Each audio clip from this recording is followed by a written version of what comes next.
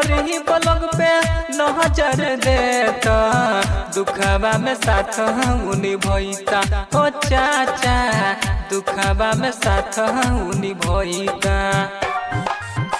गाँव के गरीब लोग पे नजर देता, दुखबा में साथ निभैता हो चाचा, दुखबा में साथ निभैता। झसबा में अइहन चाचा,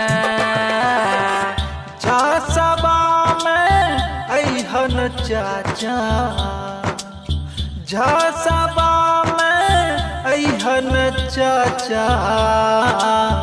गुलशन खातून के जीतोइहा, गुलशन खातून के जीतोइहा। सरपंच ही न कबनाइहा, सरपंच ही न कबनाइहा। जामल भैया के जीतोइहा।